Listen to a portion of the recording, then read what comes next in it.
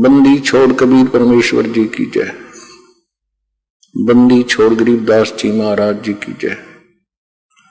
स्वामी राम देवानंद जी गुरु महाराज जी की जय हो।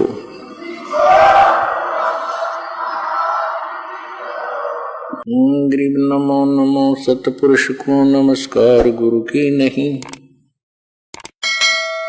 सुर नर मुनि जन साधुआं संतों सर्वस्ती नहीं। सतगुरु साहेब संत सब डंडो तुम प्रणाम। आगे पीछे मध हुए तिनको जा कुर्बान। निराकार निर्विषम काल जाल व्यंजनम। निर्लेपम निज निर्गुणम अकल अनुपवेशुंडनम। सोहम सुरति समापतम सकल समाना निर्तल। उज्ज्वल हिरंबर हरदमम बेपरवाह अथाह वार पार निमध्यतम। ग्रीव जो सुमर सिद्ध होई गणनायक गलता ना करो अनुग्रह सोई पारस पद परवाना। आदि गणेश मनाऊं गणनायक देवन देवा। चरण कमल लो लाऊं आदंत करूं सेवा। परम शक्ति संगीतम हृदय सिद्धिदाता सोई। अविगत गुण अतीतम सत्य पुरुष निर्मोही। जगदम्बा जगदीशम मंगल रूप मुरारी।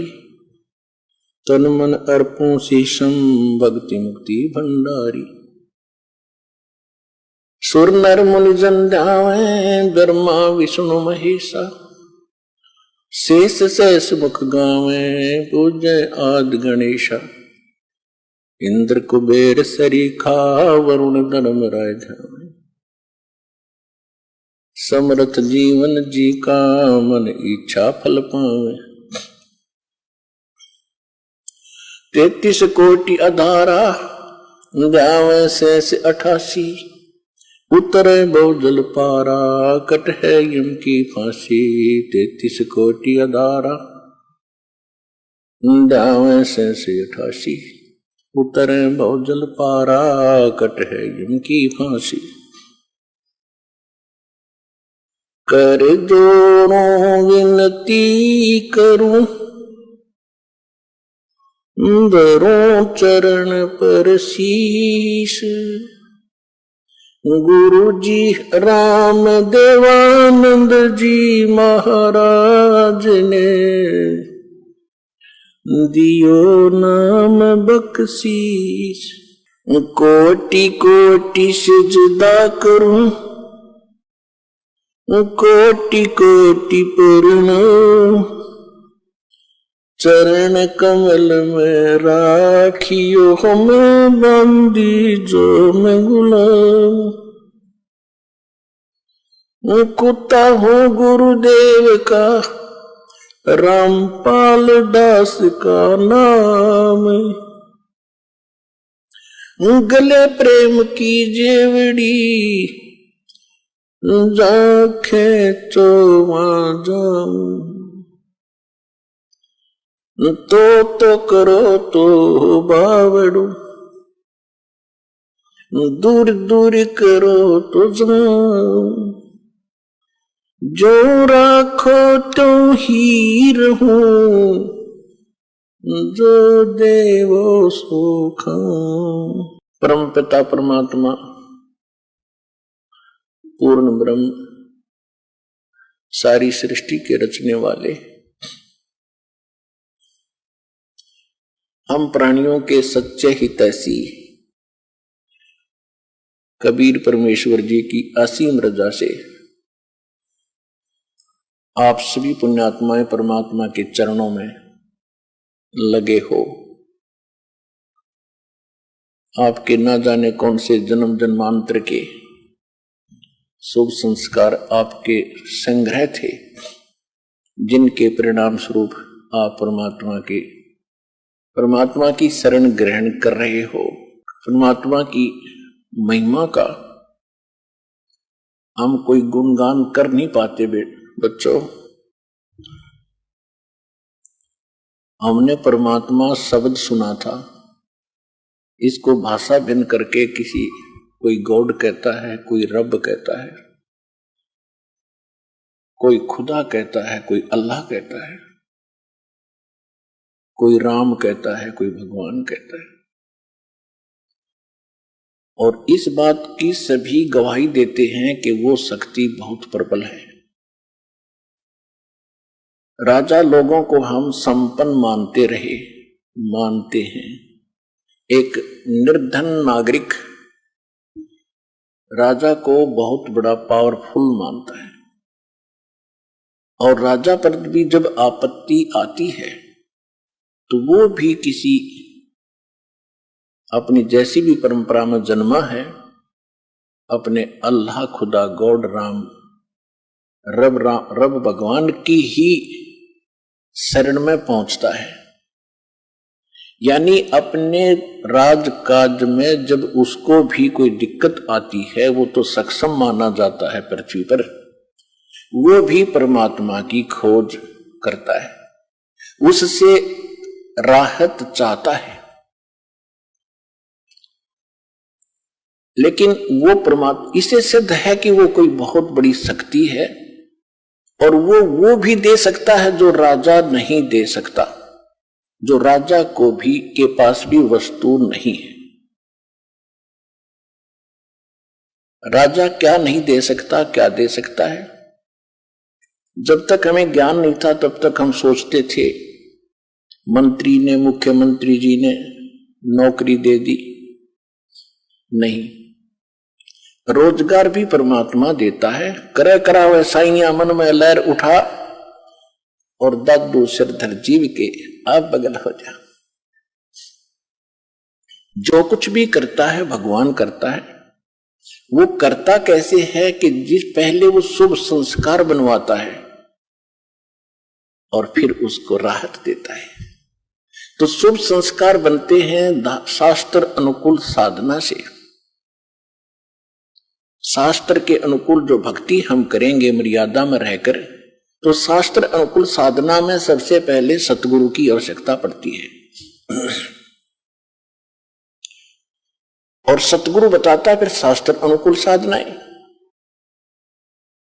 तो जब तक हमें शास्त्र अनुकूल साधना नहीं मिलती है और हमें कुछ राहत कहीं से हम महसूस कर रहे हैं, किसी देव ईष्ट या संत के खेमे में जाकर, उनके पास जाकर के, या किसी मंत्री, मुख्यमंत्री या किसी अन्य अधिकारी से, या किसी सेठ फैक्ट्री मालिक से, हम ये सोचते हैं कि इसने हमें कुछ राहत दे दी, तो वो हमारी एक सांसारिक सोच थी।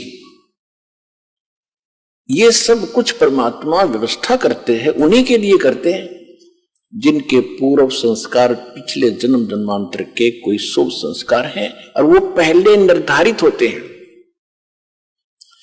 ऐसे सर्कमस्टांस बनाता है परमात्मा कि फिर उन्हीं को वो सुविधाएं प्राप्त होती है, अन्य को नहीं होती। तो राजा लोग भी जिस शक्ति की आस करते हैं, तो वो कितनी प्रबल और कितनी सुखदाई, अर्थात वो सभी काम, हमारे सर्व काज करने वाली वो पावर है। इसलिए उसकी खोज राजा लोग भी राज त्याग कर भी किया करते थे। दुर्भाग्य ये रहा कि उनको सतगुरु नहीं मिले, मार्ग नहीं मिला, परमात्मा के पाने की विधि नहीं मिली। एक सिंपल, एक आम कहावत हम सुना करते थे, गांव पर प्रचलित थी हमारे यहां, कि एक राजा का मित्र था कोई किसान। राजा कहीं शिकार में गया हुआ था, जिस बकवाद करने जाते ही है राजा लोग, जब इनको सुख हो जाता है तो भगवान छोड़कर बकवादे करते हैं। तो वो ज्यादा गहरा चला गया, कहीं दूर, भूख प्यास से व्याकुल था। किसान के पास अपने खेत में अपनी रोटी उपलब्ध थी, अपनी ही। राजा वहां पहुंच गया, उसने ये भी नहीं पूछा भी तू कौन है, कहां से आया है, किसान ने। और पूछा भी भूख लगी होगी तेरे को घोड़े वाले। कहा जी भूख लगी। बैठ पहले भोजन खा। भूख लगी हुई थी, भोजन उसने सारा खा लिया। फिर उसने तब पूछा कि आप क्या खाओगे? कि कोई ना, मैं तो यहां से कोई घास फूस और फल फ्रूट मिलेगा तो खा लूंगा, आप अतिथि हो। इस बात से बड़ा प्रभावित हुआ राजा। तो राजा ने कहा भाई तेरा नाम क्या है? ये नाम है, ये मेरा गांव है। फिर उसने बताया कि अभी मैं राजा हूं इस नगरी का, जिस क्षेत्र में तेरा गांव पड़ता है, और तुझे कभी कोई आपत्ति आवत मेरे पास आ जाना। कुछ वर्ष उसको उसने एक ऐसा बना के दे दिया अपना, ऐसा कोई आइडेंटिटी उसको बनाकर दे दी कि तेरे को कोई नहीं रोकेगा, कभी आ जाना मेरे राजमहल तक, यानी मेरी रेजिडेंस तक भी आ जाना। तो इतना प्रभावित हुआ राजा उस किसान के इस बात को देखकर के अपने मुंह से रोटी निकाल कर अतिथि को दे दी। यह छोटी बात नहीं, ये पिछले संस्कार ही होते। तो वहां पहुंचा, एक दिन उसको कोई बात याद आ गई कि अभी राजा से मिलकर आते हैं। कुछ सूखा गिर गया था, वो सूखा तो फिर सारी नगरी में गिर रहा था। राजा था, जब वो पहुंचा, राजा मुसलमान था, बाहर बैठा अपना कोई नमाज कर रहा था, और वो सीधा ही पहुंच गया, वो दिखा करके वो पासपोर्ट राजा वाला।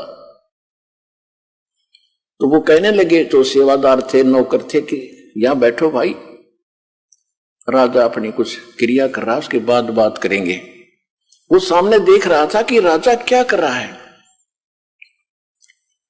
जब राजा खड़ा हुआ, कुशल मंगल पूछा, तो उसने पूछा किसान ने कि पहले ये बताओ आप ये क्या कर रहे थे? राजा ने कहा कि मैं भगवान से, अल्लाह से अपने राज्य में, अपने घर में सुख की कामना कर रहा था। अकाल गिर गया है, इसके लिए दुआ मांग रहा था। तो किसान कहने लगे, अच्छा मैं तो भिखारी के पास आ गया भाई, उससे तो मैं न मांग लूंगा अपने घर पे, फिर तेरे से क्या जरूरत है मुझे मांगने की। राजा भी उसी दुख में दुखी, और मैं भी वही दुखी। मांगना किसी देने वाला कोई और है, उसको हम भूल गए। तो सतलोक आश्रम बरवाला, जिला हिसार, हरियाणा में यही याद दिलाई जाती है कि संसारिक लोगों से तुम जो राहत मांगते हो, ये आपकी अध्यात्म ज्ञानहीनता है।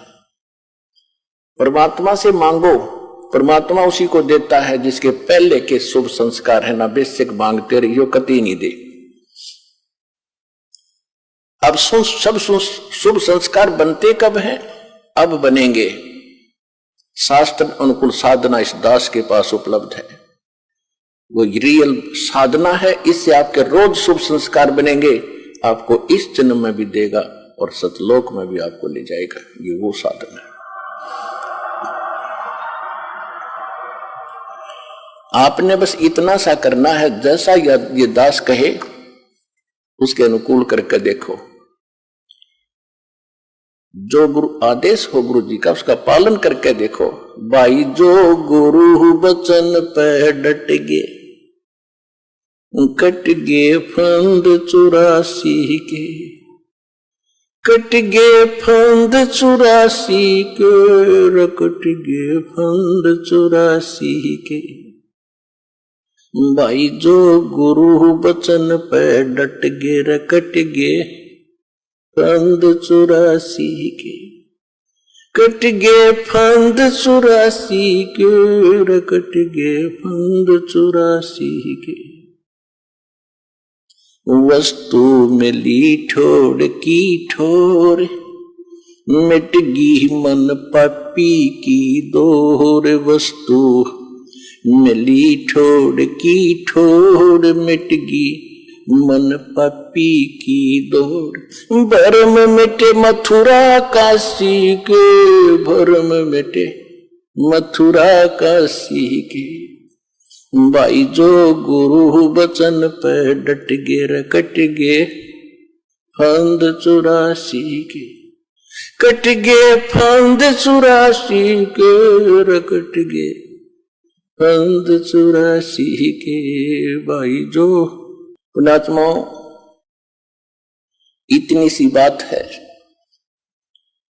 नकली गुरुओं के वचनों पर भी बहुत से श्रद्धालु डटे हुए हैं, उनको संत परम धनी मान गए, लेकिन अंत में दोनों को ही धोखा लगेगा। झूठे गुरु के आश्रय कदे न उदरे जीवे, सच्चा पुरुष कबीरे है आद परम गुरु पीवे। झूठे गुरुओं के से भी मोक्ष नहीं होगा। पहले गुरु मिले, फिर वचन पर डटे, फिर देखना संसार का भी सुख और परलोक भी सुधरेगा आपका। तो वो सतगुरु, क्योंकि पुण्यात्माओं अपनी महिमा परमात्मा ने भी खुद ही बतानी पड़ी, लेकिन जिनके गले ना उतरी वो हार में रह गए, और जिनके वह बात सच्ची लगेगी उनका उद्धार हो गया। हम ही अलख अल्लाह है कुतुब गोस और पीरे, गरीबदास खालक धनी हमरा नाम कबीरे। ए स्वामी सृष्टा में सृष्टि हमारे तीरे, दास गरीब अधर बसों अवगत सत्य कबीर। रामानंद जी से परमात्मा अपनी महिमा बता रहे थे कि मैं सारी सृष्टि का रचने वाला हूं, मैं पूर्ण परमात्मा हूं, मैं ऊपर रहता हूं, जिसको तुम अवगत कहते हो, जिसकी तुम्हें ज्ञान नहीं उस गति का। लेकिन ये गले उस समय रामानंद कर नहीं उतर रही थी, उल्टा गालियां देने लग गया। तो छोटी जाति का नीच बालक छोटा सा तो क्या बकवास कर रहा, अपने आप को भगवान मान बैठा। और जब रामानंद जी को परमात्मा सचखंड सतलोक जहां मालिक रहते हैं वहां लेकर गए और फिर वो वापस छोड़े, बोलत रामानंद जी सुनो कबीर करतार, गरीबदास सब रूप में तुम ही बोलन हारे। दो ठोर है एक तू भया एक से दो, गरीबदास हम कारणे तुम आए हो मगजो। अपनात्मा यही स्थिति उस प्राणी की होगी जिसको आप बाहर जाकर किसी से कहोगे कि आज पृथ्वी पर सतलोक आश्रम बरवाला में हमारे गुरुदेव जी पूर्ण संत आए हुए हैं, सतगुरु है एकमात्र, लेकिन वहां आपको बहुत कुछ सुनना पड़ सकता है रामानंद जी की तरह। जैसे कबीर जी के बारे में गलत बोला, फिर कभी मालिक दया करेंगे, उसकी सद्बुद्धि होगी, जब यहां आएगा प्रमाण देखेगा, फिर वो भी आपकी तरह ही गुण गाएगा कि सचमुच अगर संत है तो पृथ्वी पर एक ही है, सतलोक आश्रम बरवाला में ये दास बैठे। इसलिए बार बार कहना पड़ता है, अपनी महिमा आप ही बतानी पड़ती है। दास तो एक नौकर है उस परम पिता का, आप हो उसके बच्चे और आपकी सेवा दास को दे रखी है। और कोशिश यही रहेगी कि भगवान से डर के मालिक के बच्चों की नौकर जो सेवा करता है उसकी नौकरी बनी रहती है। तो दास का ये प्रयत्न आखिरी सांस तक रहेगा।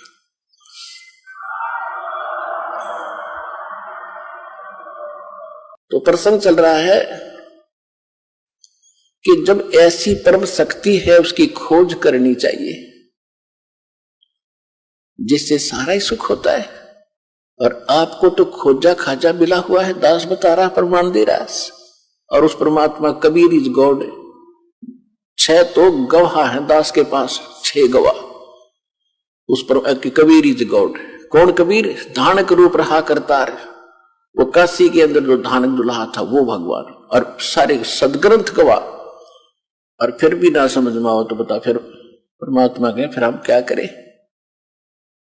फिर कौन सा तरीका अपनाएंगे आपके लिए, भगवान को पहचानने के लिए और उससे गुण लाभ प्राप्ति करने के लिए? तो पुण्यात्माओं कहते हैं, जो जन मेरी शरण है ताका हूं मैं दासी, गेल गेल लाग्या फिरूं जब तक धरती आकाश। कबीर परमात्मा कहते हैं, जब से तुम यहां आए हो मेरे को छोड़कर सतलोक से, और तुम्हारी ये दशा आप देख ही रहे हो पुण्यात्मा, घड़ी कहने की जरूरत नहीं, क्योंकि आप बुद्धिमान हो, ज्ञान भी समझ रहे हो। जो ज्ञान दास दे रहा है ये मेरा नहीं है, इस दास का नहीं है, ये तो परम पिता परमात्मा कबीर जी का दिया हुआ ज्ञान है। और भगवान की का ज्ञान झूठा नहीं होता, 100% सत्य होता है। तो इसमें ये तो सोच लेना कि जो ज्ञान दास दे रहा है ये गॉड गिवन है, और भगवान का दिया हुआ ज्ञान ये गलत नहीं हो सकता। इसलिए अपने दिल को डांटो, मन को रोको इसके ऊपर कि सचमुच यही सच सब कुछ है, साधना भी यही ठीक है, भगवान भी यही है, हमारे सदग्रंथ प्रमाण देते हैं और महापुरुषों ने भी इसकी गवाही दी है। तो ये सबसे पहले ये निश्चिंत होना चाहिए कि कबीर इज गॉड। जब आपको ये पक्का हो जाएगा कि परमात्मा कबीर जी है, और कौन कबीर? उन गवाहों ने जो विटनेस है, महापुरुष आदरणीय धर्मदास साहिब जी, आदरणीय गरीबदास साहिब जी, आदरणीय मुल्कदास साहिब जी, आदरणीय नानक साहिब जी, आदरणीय दादू साहिब जी, आदरणीय गरीबदास साहिब जी, गांव छुड़ानी जिला दज्जर हरियाणा वाला, और आदरणीय गीसा दास साहिब जी, गांव खेखड़ा जिला बागपत उत्तर प्रदेश, और काशी वाले स्वामी आदरणीय रामानंद जी महाराज। तो ये दास के पास गवाह है, विटनेस है उस परम पिता के कि who is God, Kabir is God. Who Kabir? हम सुल्तानी नानक तारे दादू को उपदेश दिया, जात जुलाहा भेद न पाया वो काशी वहे कबीर हुआ। कि हम सुल्तानी नानक तारे, गरीबदास साहिब जी कहते हैं कि हम सभी इंक्लूडिंग मी, अब्राहिम सुल्तान अधम बलख बुखारे के राजा, मुसलमान, और दादू जी और नानक जी, हम सबको पार किया किसने? वो जाति जुलाहा भेद नहीं पाया वो काशी माहे कबीर हुआ। अनंत कोट ब्रह्मांड का एक रति नहीं भारे, सतगुरु पुरुष कबीर हैं वो कुल के सिरजनहारे। जो जन मेरी शरण है ताका हूं मैं दासी, गेल गेल लाग्या फिरूं जब तक धरती आकाशी। जो बच्चा गौ की नजर में यूं साईं को संते, भक्तों के पीछे फिरे वो भक्त वत्सल भगवंते। हमारे भगवान कौन है? आज तक हमने वो परमात्मा भगत वत्सल भगवान ही नहीं मिला था। हम भगत वत्सल मान रहे थे श्री कृष्ण जी को, श्री विष्णु जी को, श्री रामचंद्र जी को। ये इनके पुजारियों के भगत वत्सल थे, लेकिन इनकी शक्ति कितनी थी, ये कितना लाभ अपने भगत को दे सके थे, ये आपको पता है।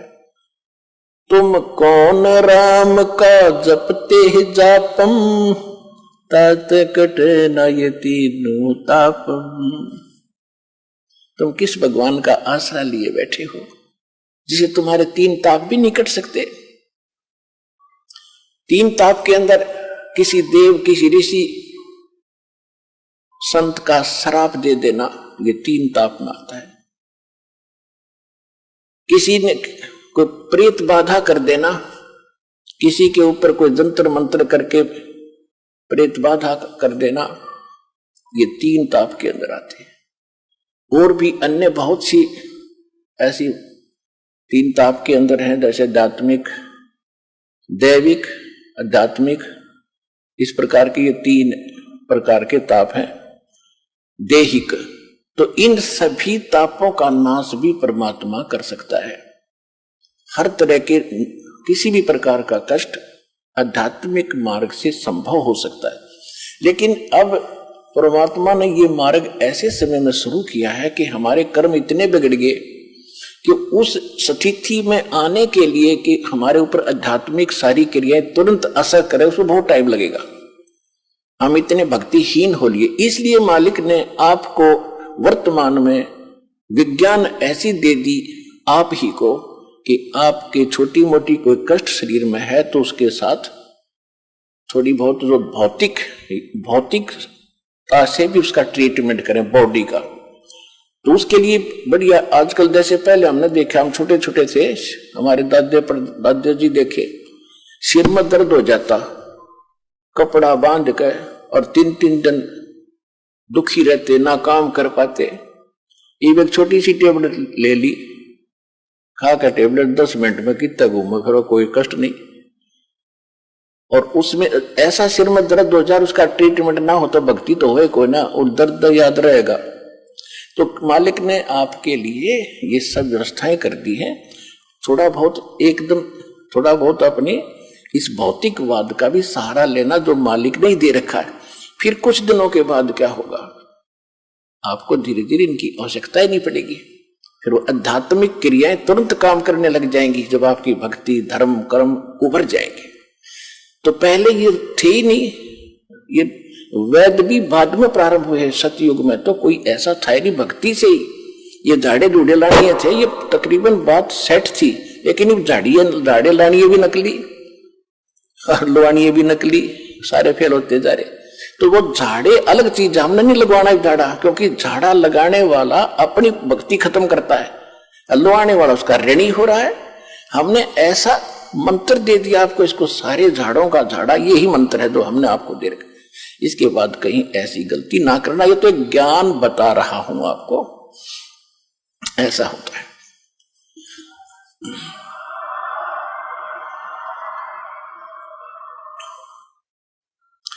तुम कौन राम का जपते जापम, तात कटे न ये तीनों तापम।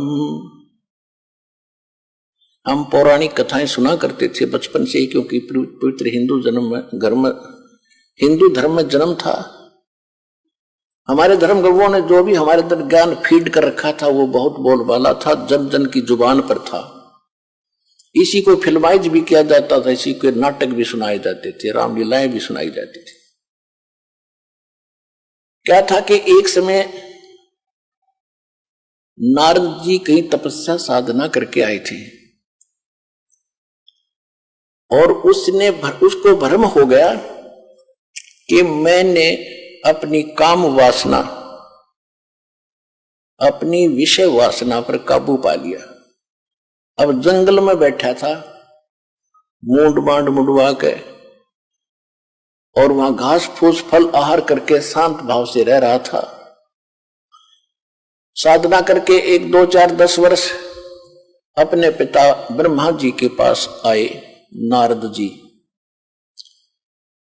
और ब्रह्मा जी ने कहा बेटा साधना कर आए। कहा जी, क्योंकि ब्राह्मण थे, ब्राह्मणों का काम में भक्ति करना था और तो काम ही नहीं था। बहुत अच्छा बेटा, खूब सफलता मिल गई होगी। कहा जी सफलता मिल गई, अब मैं विषय वासना के अधीन नहीं रहा, मैं शादी नहीं कराऊंगा, आजीवन ब्रह्मचारी रहूंगा, मेरे ऊपर कोई असर नहीं कर सकती कोई भी विकार।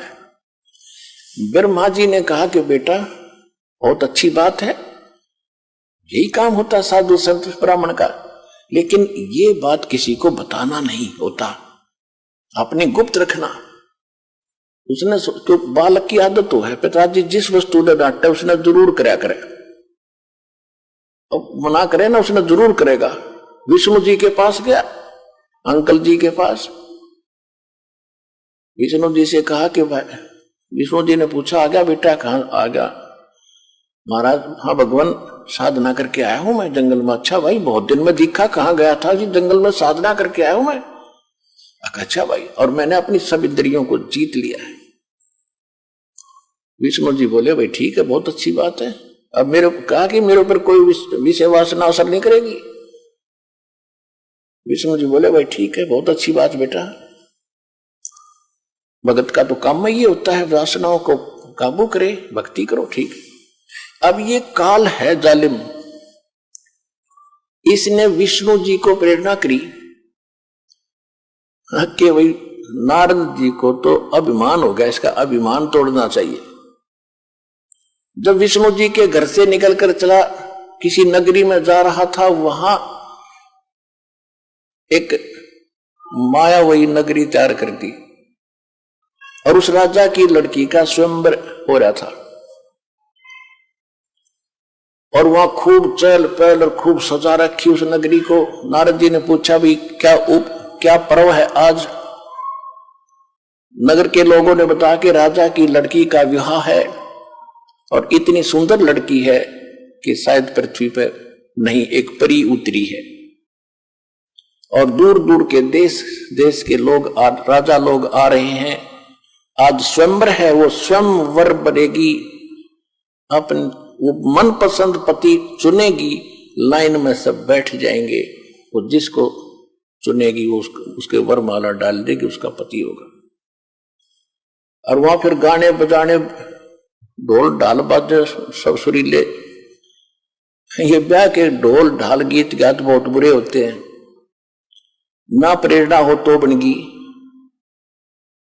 अब नारद जी ने सोचा कि अभी देख लेते हैं, गृहस्थ जीवन भी देखना चाहिए। पिता ने ब्याह करवा रखा, चाचा ने करवा रखा विष्णु जी ने, और छोटे चाचा शंकर जी करवा रहे, तो ब्याह में कोई ऐसी बुराई तो है नहीं।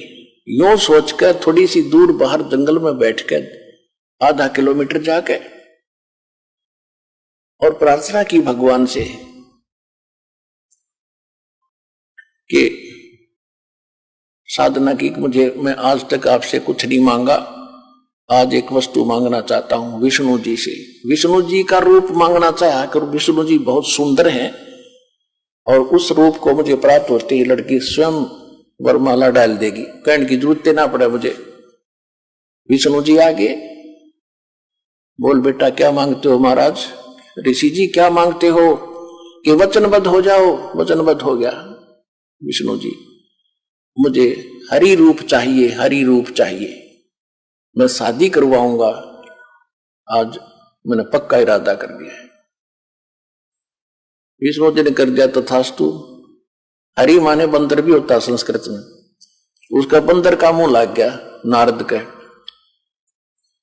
अब नारद जी चला खूब, जो सोचा तू आज बहुत ही हैंडसम है सबसे, और जाकर बैठ गया उस लाइन में जहां राजा लोग जवान जवान बच्चे बैठे थे राजाओं के। लड़की वरमाला लेकर आई, उससे बाईपास लिकट गई। उसने सोचा इसने ध्यान नहीं पड़ा लड़की का, नहीं तो इसने तो सबसे पहले मुझे ही चुनना था। वहां से उठकर दूसरी पंक्ति में जाकर बैठ गया, नुआ कट गए। वहां और 10 कदम दूर कर निकली, उसकी शकल पे भी डर लग गए। तब साथ बैठे एक राजा ने उसको दर्पण दिखाया, तेरी शकल तक देख ले, हमने डर लग गया हो रहा, या तो वरेगी कड़ात ने।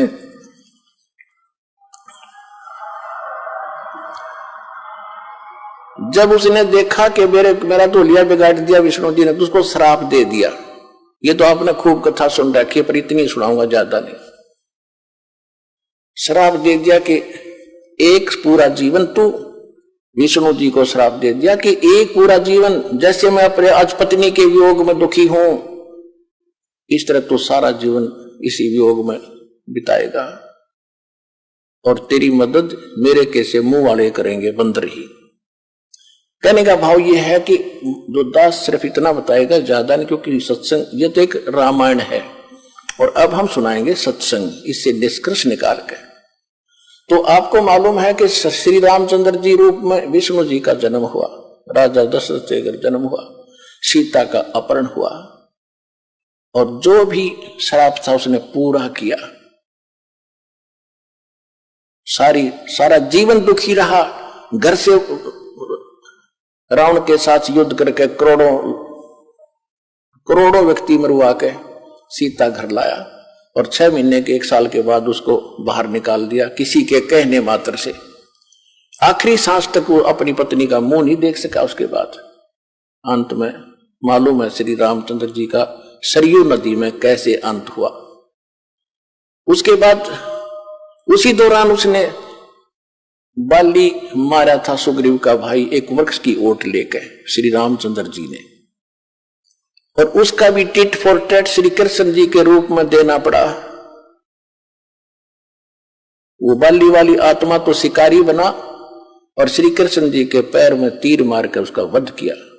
ऐसे ही वृक्ष की ओट में धोखे से धोखा लग गया। तो कहने का भाव यह है कि तुम कौन राम का जपते जापम और ताते कटे ना ये तीनों तापम। फिर उदाहरण देते हैं कि महाभारत में एक प्रकरण आता है कि जब युद्ध का समय हुआ, अर्जुन मना कर रहा था मैं युद्ध नहीं करूंगा, श्री कृष्ण जी में युग काल प्रवेश करके उसको डरा धमका रहा है, फिर ज्ञान समझा रहा है, तो युद्ध कर ले, तुझे कोई पाप नहीं लगेगा, मैंने सब मार रखे। उसकी बातों में आकर डर डरा के अर्जुन ने युद्ध कर लिया, और युद्ध के अंदर जो पांडवों को पाप हुआ उस कारण से युधिष्ठिर जी को बुरे सौपन आने लगे। जब राजगद्दी पर बैठ गया वो उसके, और श्री कृष्ण जी उनके धार्मिक गुरु थे, तो अपने कोई दिक्कत आती है तो गुरु से ही समाधान शिष्य चाहते हैं। तो पांडवों के धार्मिक गुरु, यादवों के धार्मिक गुरु श्री कृष्ण जी थे। श्री कृष्ण जी से जब पूछा कि ये क्या कारण है और क्यों ऐसा हो रहा है, भाई को बहुत बुरे सौपन आ रहे हैं, खाना नहीं खा रहा है, आंखें फटी फटी सी रहती है, ना बोलता है, सहमा सहमा सा रहता है, जैसे कोई मेंटल हो गया। श्री कृष्ण जी ने बताया कि तुमने जो महाभारत में बंधु घात किया, चाचे ताऊ भाई बहन भतीजे मारे, सेना मारी, वो पाप तुम्हें दुखी कर रहा, सेध रहा, वो पाप कर्म तुम्हें आड़े आ गया, इसका समाधान। तो उस समय अर्जुन को महसूस तो हुआ कि युद्ध के समय जब मैं मना करूं था युद्ध करने से, और कृष्ण कह रहा था तू क्यों नहीं करता, तू तो सूरवीर है, क्यों अपने लक्षण को भूल गया है, ये है वो है, और मैंने सबको मार रखा है, तुझे पाप नहीं लगेगा, आज ये पाप कहां से आ गया। तो अर्जुन बोला नहीं, इसलिए नहीं बोला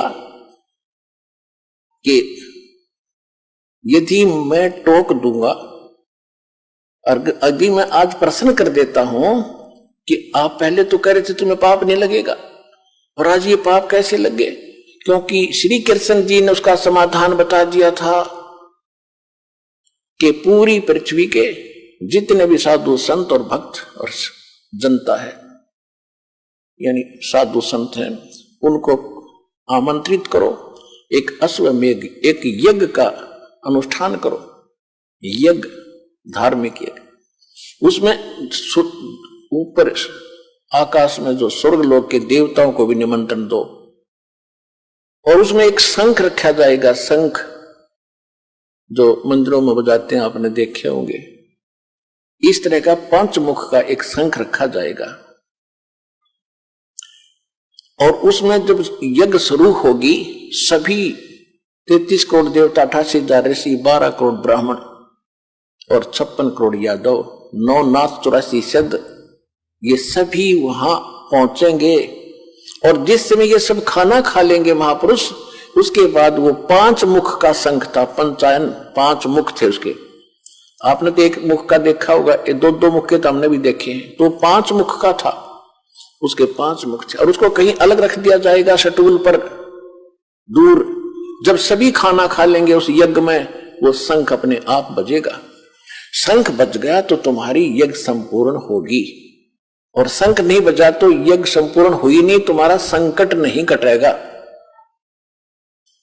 और दूर दूर तक सबको बुला के लेना, को साधु संत रह नहीं जावे पृथ्वी पर, और ना जाने किस में कौन सी करामात हो, इस सोच में सबको आमंत्रित कर दिया, निर्धारित समय पर फिक्स कर दिया। अब अर्जुन ने सोचा था कि यदि मैं अब प्रश्न कर दूंगा कि आप जब तो कह रहे थे तुम्हें कोई पाप नहीं लगेगा, आज ये पाप कहां से आ गया, तो मेरा भाई, क्योंकि इसमें अरबों रुपये खर्च होने थे, इतनी जनता जिम्मेगी, और मेरा भाई इतना नेक है, इतना सेंसिटिव है, यदि इसको ये आभास भी होगा कि खर्चा लगने जा रहा है मेरे ट्रीटमेंट पे, और भाई इसलिए ये वाद विवाद कर रहा है, ये चाहता नहीं मेरे को सुखी देखना। कहीं इसको ये भाव हो गया तो मेरा कोई जीवन नहीं रहेगा। इस करके अर्जुन चुप रहा, छाती पे मुक्का मारा, सब्र किया और कहा जो आप कहोगे वही होगा। अब कहने का भाव ये है पुण्यात्माओं, निर्धारित समय जो रखा गया था उस दिन 33 करोड़ देवता, 88,000 ऋषि, 12 करोड़ ब्राह्मण, 9 नाथ, 84 सिद्ध, इंक्लूडिंग ब्रह्मा विष्णु महेश वहां उपलब्ध थे। विष्णु तो कृष्ण था ही, ब्रह्मा विष्णु और आगे ब्रह्मा और शिव और आगे बेस बदल के, और 33 करोड़ देवता। उसी समय परमेश्वर कबीर जी चारों युग में मेरे संत पुकारे, कूक को हम हेल रे, हीरे माणक मोती बरसे, ये जग चुगता ढेल रे। परमेश्वर कहते चारों युग में आया हूं मैं, और अच्छी आत्मा पुण्यात्माओं को मैंने ये ज्ञान भी समझाया है। हम सब ने मिलकर भी ऊंचे ऊंचे स्वर में जगह जगह जाकर के ये ज्ञान डंडोरा पीटा है, ये मुनादी की है, सत्संग ज्ञान कराया है, सुना है, लेकिन कोई नहीं सुनता हमारी।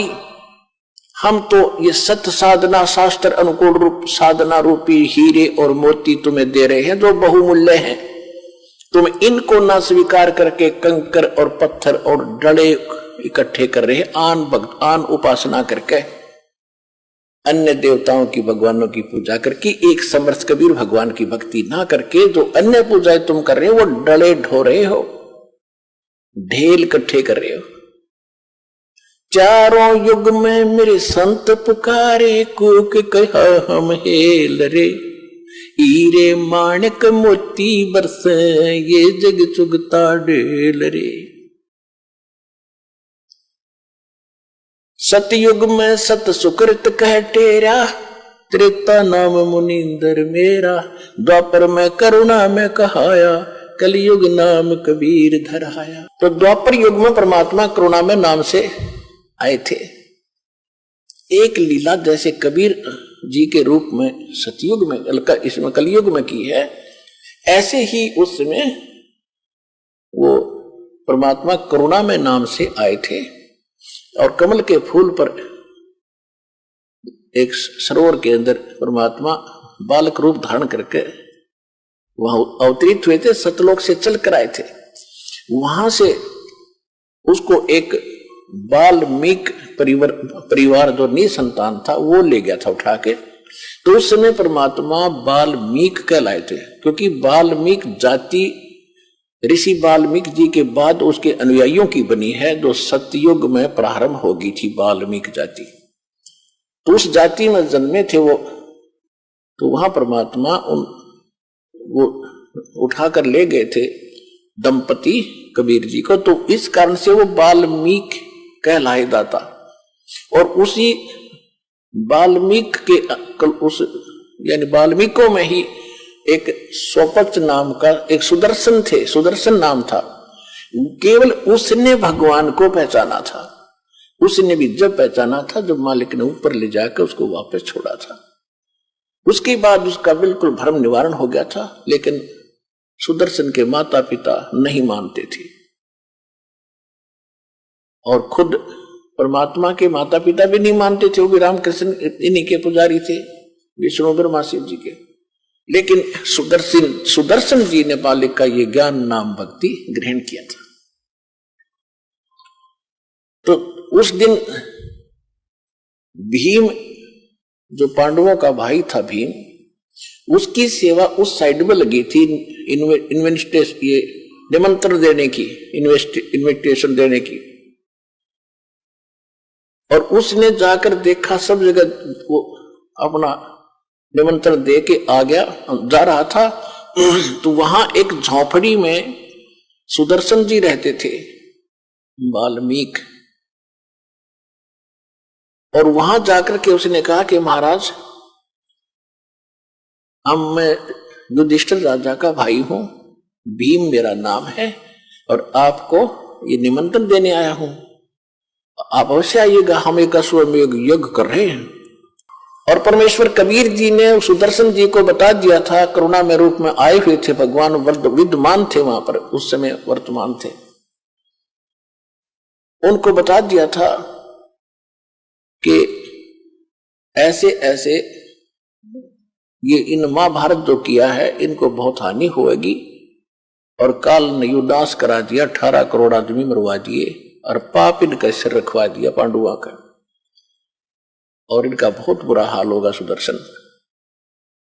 इतना कहर इन्होंने कर दिया, राज खुश होकर राज कर रहे हैं, कितने दिन करेंगे इस राज को, इतने जीव मरवा के, पाप का मालगाड़ी भर ली मूर्खों ने। कहते हमारा ज्ञान किन्हें ना सुनिया, पर भी लेड़ जात है दुनिया। हमारी ज्ञान नहीं सुनते, और बकवादों में कहीं पर भी नहाने जाओ, कभी तीर्थों पर जा रहे हैं, कोई और साधना कर रहे हैं। तो सुदर्शन जी को बात याद आ गई, गुरुजी बता रहे थे ये तो वो आदमी है। तब सुदर्शन जी ने कहा कि अरे भीम,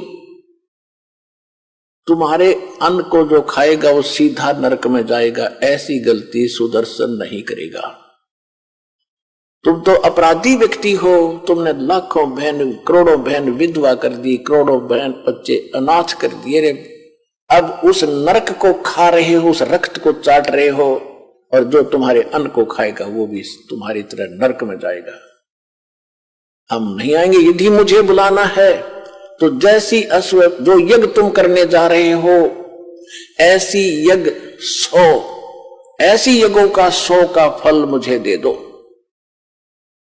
तब मैं तुम्हारे ग्रास तोड़ू, न कौन नरक में जा, ऐसे पाप के अन्न को खाके। अब भीम भी पहलवान था, मोटे दिमाग के व्याघ्र पहलवान, और फिर राज की ताकत, बॉडी की ताकत, श्री कृष्ण जी की ताकत के हमारे साथ भगवान रहते। तो कहने लगा कि बाबा जी ज्यादा मत बोला, यदि मुझे मेरे भाई और भगवान कृष्ण का मुझे डरना होता, तेरा मुंह न तोड़ देता पीट पीट के। खबरदार फालतू बकवास करिए, तो आना होता ये ना मत आइए, ये कैसे कह दिया हम अपराधी हैं। अब सुदर्शन जी चुप हो गए। भाई कहते साकट और सवान में उल्टा जवाब नहीं दे। भीम गुस्सा करके आ गया, क्या तेरे बगैर हमारी यज्ञ संपूर्ण नहीं होगी? ऐसे ऐसे मन मन सोचता हुआ रहा, ऐसे ऐसे ऋषि आएंगे, 33 करोड़ देवता आएंगे, श्री कृष्ण जी रहे वहां पर, ये तो फॉर्मेलिटी कर रहे हैं। मन में सोची भीमसेन ने, जब वो सारे 33 करोड़ देवता, 88,000 ऋषि, 12 करोड़ ब्राह्मण, 9 नाथ गोरखनाथ जैसे, और विश्वामित्र और ये मार्कंडे जैसी तोब वहीं बैठी थी, गोरखनाथ जैसी जो सोने को भी पहाड़ बना देता था वो भी वहीं विद्यमान थी वो आत्मा। क्योंकि ये आगे चलते रहते हैं, प्रत्येक युग में इनका जन्म होता है, क्योंकि गोरखनाथ जो आत्मा आज हम जानते हैं वो पहले किसी और नाम से थी वहां पर। तो आज हम जानते गोरखनाथ की महिमा से, और कोई नाम बताओ थारा जच्चे ने, इसलिए इनको ऐसे बताना पड़ता है। इसमें भ्रम ना पड़ना कि गोरखनाथ कब जन्मे और वो कब हुआ, ये इस चक्कर में ना पड़ना। जो दास बोल रहा सच्ची मानना, क्योंकि आप तो बच्चे हो, दास टीचर है।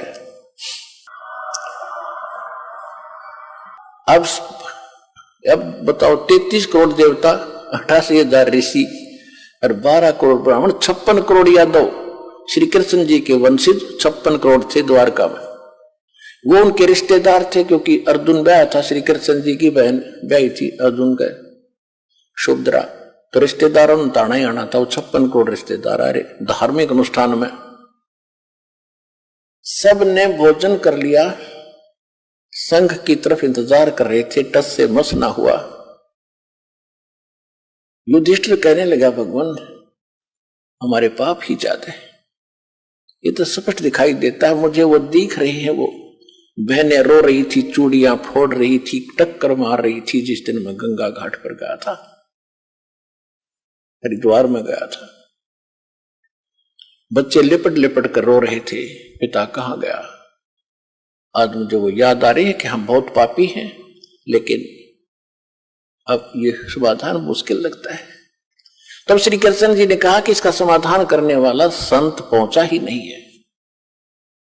युधिष्ठिर को कुछ आशा जागी कि कौन है ऐसा महापुरुष, या गले नहीं उतरी युधिष्ठिर के कि श्री कृष्ण जी ने भोजन खा लिया और ये 9 नाथ 84 से 33 करोड़ देवता 88,000 ऐसी 12 करोड़ ब्राह्मण वेद के वक्ता जिन चारों वेद कंठस्थ कर रखे थे, दुनिया को बड़ी महिमा सुनाते थे, सिद्धियां भी रखते थे, सबने भोजन कर लिया, शंख नहीं बजा, और कौन है पृथ्वी पर। तब श्री कृष्ण जी ने कहा भाई एक सुधर। फिर युधिष्ठिर जी ने पूछा कि भगवान क्या इन महापुरुषों के भोजन से ये समाधान नहीं हुआ, क्या ये साधु संत इतने तपस्वी नहीं है? श्री कृष्ण जी ने कहा कि तपस्वी ना है, ये तो 84 के ढोर हैं, अगले जन्म में कोई गधा बनेगा, कोई कुत्ता, ये अभिमान के मारे हुए हैं, इनके पास वो भक्ति नहीं है। युधिष्ठिर के ना जच्ची यह बात, कैसे ऐसे ऋषि और वहां ऐसे वशिष्ठ मुनि जैसे भी आ रहे, क्योंकि आत्मा ये स्वर्ग में है, ये कभी आ सकती है जब तक ये पुण्य है, इनका चक्र तो फिर बन जाएगा जब अगले जन्मों में गधेर कुत्ते बनेंगे।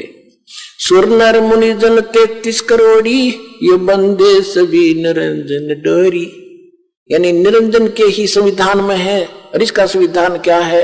कोट जन्म तन भर मत होगे, कुछ ना हाथ लगा रे, कुकर सुकर खरबया बोरे, कौवा हंस बुगारे। इंद्र कुबेर ईश की पदवी, ब्रह्मा वरुण धर्मराया, विश्वनाथ के लोक को जाकर फिर भी उल्टा आया। इनका जन्म नहीं समाप्त होता। ये पोस्ट है 33 करोड़ देवता, 88,000 ऋषि, व्यास जी आदि, तो ये मर जाएंगी, अगले बार दूसरी आत्मा इन पोस्टों पर होंगी, ये कुत्ते गधे सुअर बन जाएंगे। श्री कृष्ण जी ने अपना आशीर्वाद देकर दिखाया कि देख, कोई अपने आसन पर जहां वो बैठे थे, कोई गधा बनकर खड़ा है, कोई कुत्ता बनकर, कोई सर्प बना है, कोई केंचुआ बना है। उस दृश्य को देखकर युधिष्ठिर घबरा गया कि भगवान ये लीला बंद करो, मैं देख नहीं पा रहा हूं, ये हालत होगी इनकी। हाँ, ये हालत होगी इनकी भविष्य में, ये लीला नहीं, ये सच्चाई है। फिर भगवान कौन है ऐसा महापुरुष जिससे हमारा उद्धार हो? तो श्री कृष्ण जी ने कहा कि ऐसे यहां से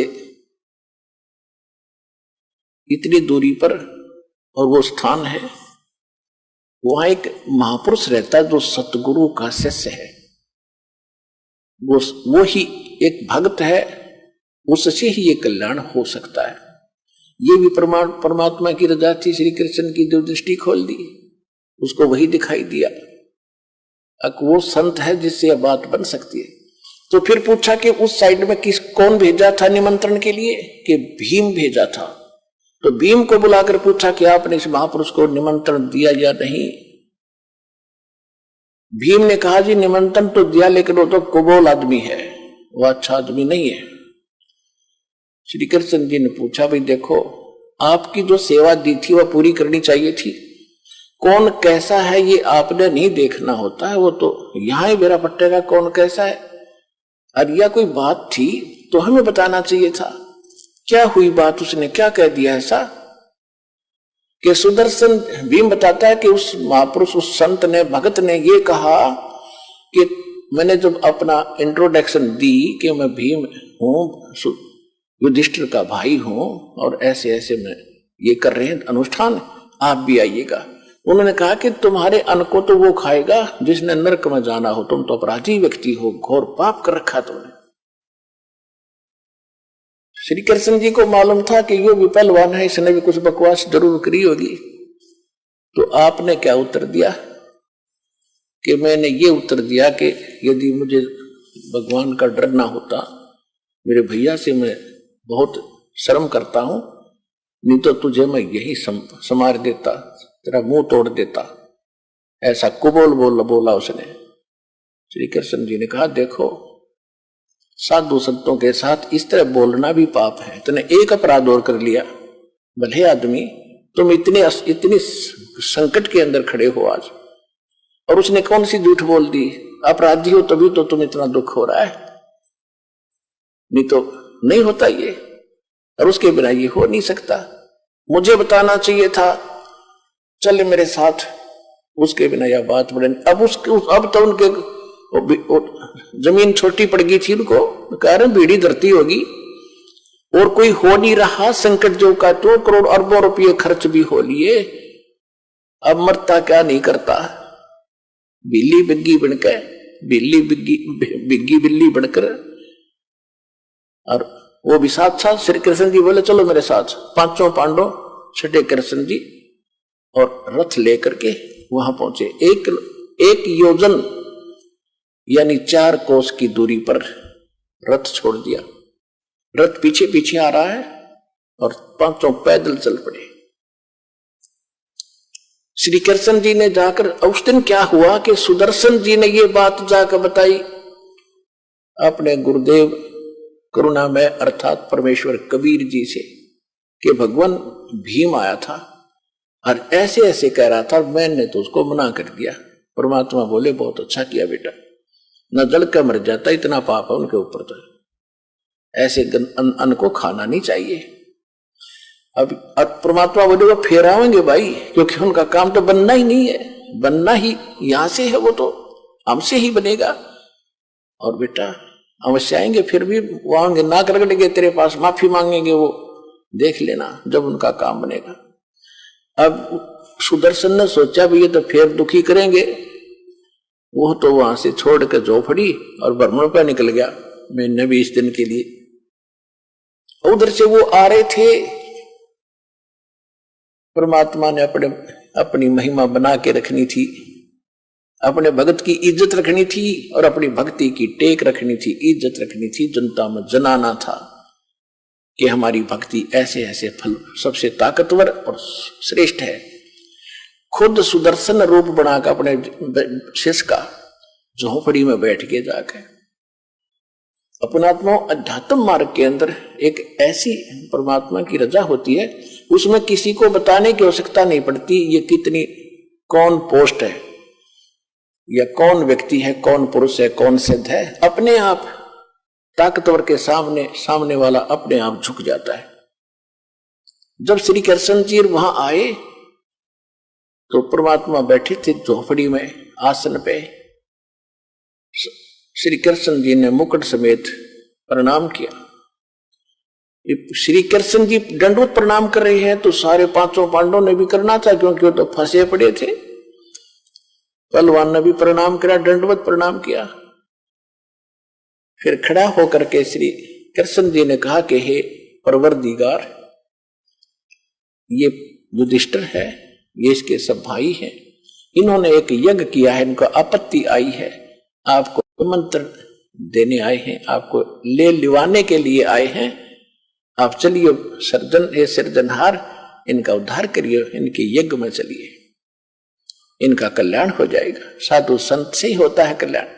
तब परमेश्वर ने कहा सुदर्शन रूप में कि भाई देखो महाराज जी, आप त्रिलोकीनाथ रहे, मैं एक गरीब आदमी झोपड़ी वाला, आप तो समर्थ हैं, आप सक्षम हैं, आप तो लीला कर रहे हो, आप भी तो कर सकते हो। श्री कृष्ण जी बोले नहीं, जिसका काम उसी को साजे और करे तो मूर्ख बाजे, यो तो आपसे होगा भगवान। तो श्री परमात्मा ने कहा, सुदर्शन रूप में बैठे थे, कहा कि भाई मैंने इस पहलवान से बताई थी मेरी शर्त पूरी करो। कौन सी शर्त थी आपकी? श्री कृष्ण जी ने पूछा क्या शर्त थी आपकी?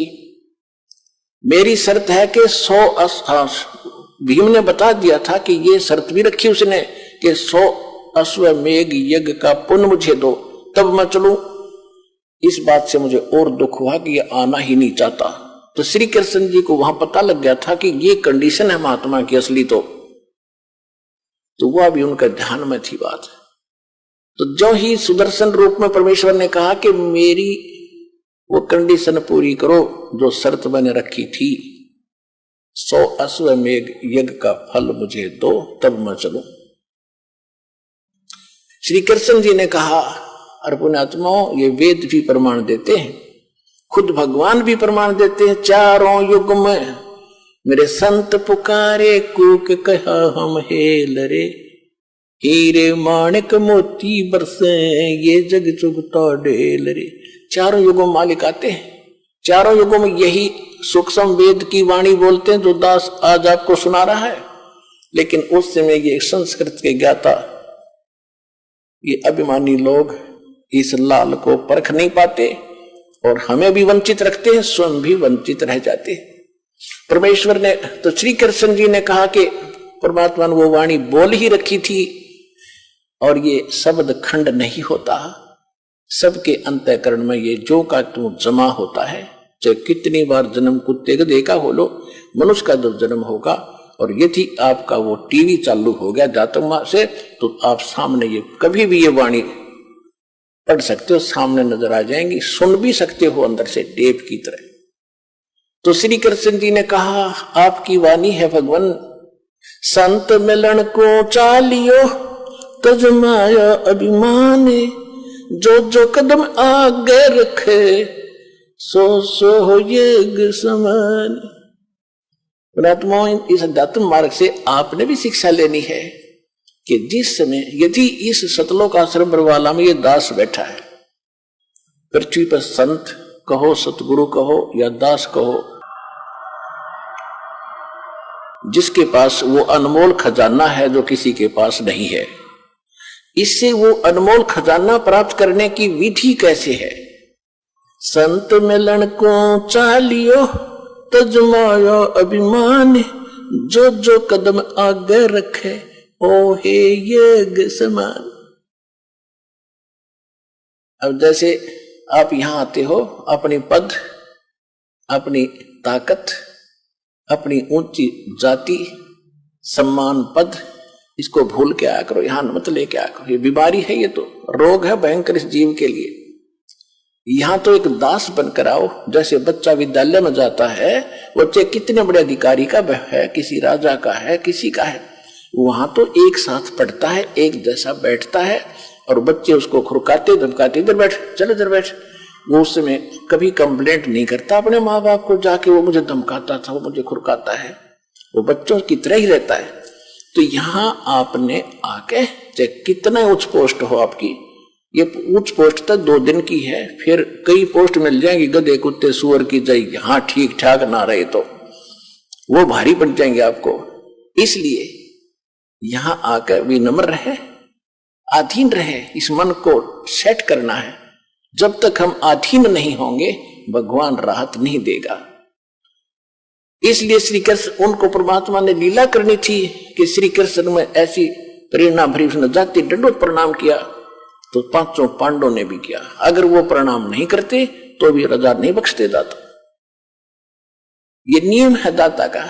सबको पहले कोई भी कहते सोचल छिद्र मैं करूं, अपने जन के काज, अधीन होना पड़ेगा भगवान के निकट आने के लिए। अहंकार से भगवान 100 कोस दूर है।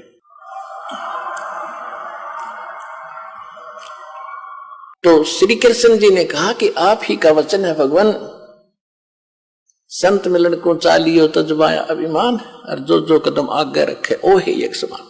यानी इस प्रकार आने वाले भक्त को इस सतलोक आश्रम बरवाला में वही पुण्य मिलेगा जहां से आप चले हो, कहीं से चले हो। और कदम बोला मालिक ने ऐसे, चाहे आप ट्रेन में आए हो, चाहे आप किसी चीज में आए हो, वहां से यहां तक के कदम नाप देगा आपके, और उतने ही यज्ञ का पुण्य आपके अकाउंट में लिख देगा, जो यहां बिल्कुल मर्यादा में रहेंगे आकर के।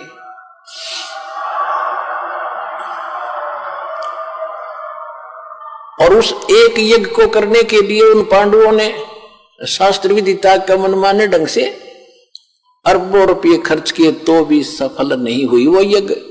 और वो पुण्य आपको यहां आने वाले को मर्यादा में विनम्र भाव से, निष्कपट भाव से और सीधा साधु भगत से यहाँ भाव से रहकर दर्शन करने से, सत्संग सुनकर जाने से लाभ हो जाता है। तो श्री कृष्ण जी ने कहा कि हे दाता,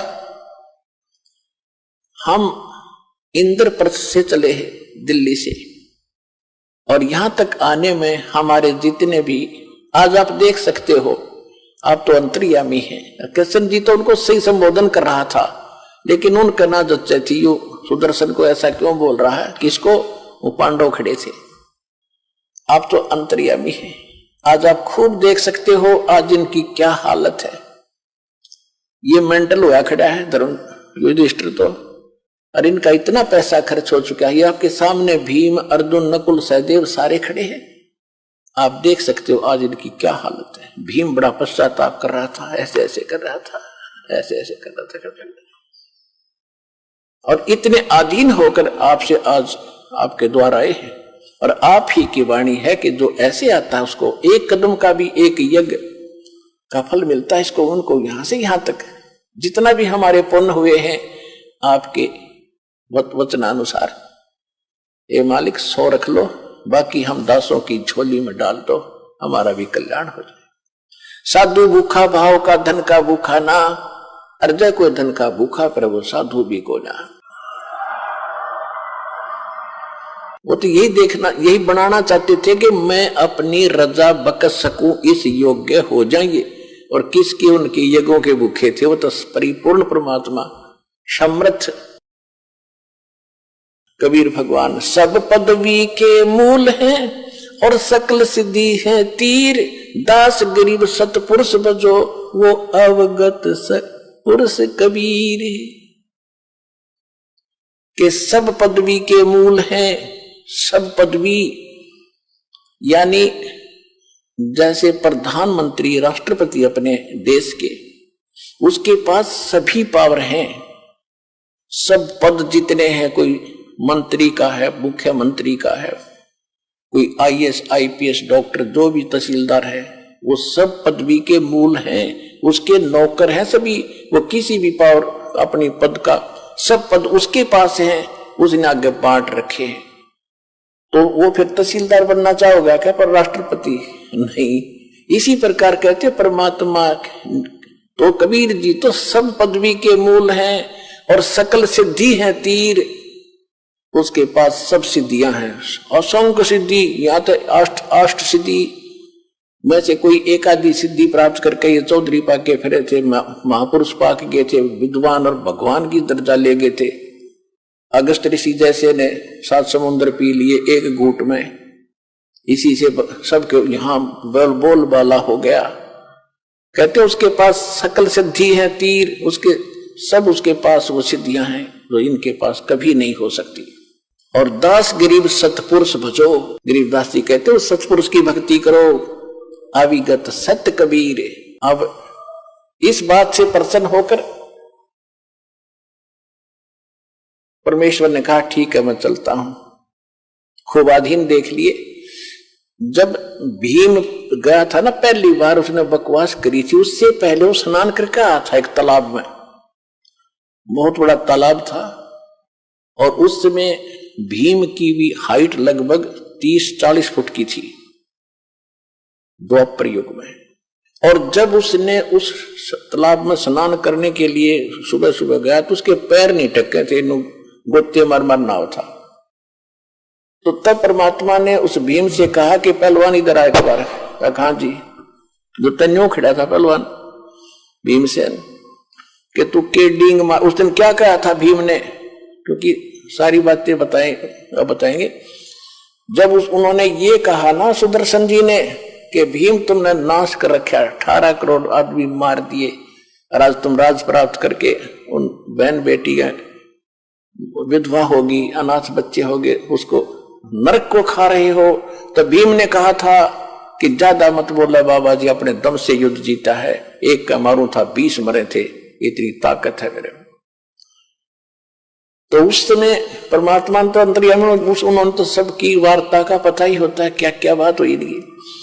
तो परमात्मा ने कहा कि सुदर्शन जी रूप में कि भीम जिस दिन आप पहले आए थे, जब ये कह रहा था एक का मारू था 20 मरे थे, मेरे में ताकत है, तेरे जैसे ताकतवर तो नरे जा लिए तो पासिंग भी कोई ना भाई। जिस दिन आप यहां आए थे और उस तालाब में स्नान करके आए थे कहीं, कहा जी उस तालाब, वो तालाब बताऊं कौन था, वो कुंभकर्ण का यू खोपड़ी थी ऊपर की या कटोरी सी, जो वहां पड़ी थी और पानी से भरी हुई थी काफी वर्षों से।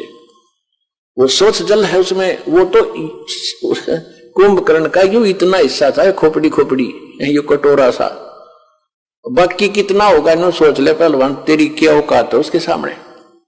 उसके जोड़ में तो तू त्रेपा भी ना टेके थे उसकी खोपड़ी में, वो कितना ताकतवर कितना बलशाली होगा। ये तो सारी सच्ची मान्यता का जी होगा होगा जी अवश्य होगा।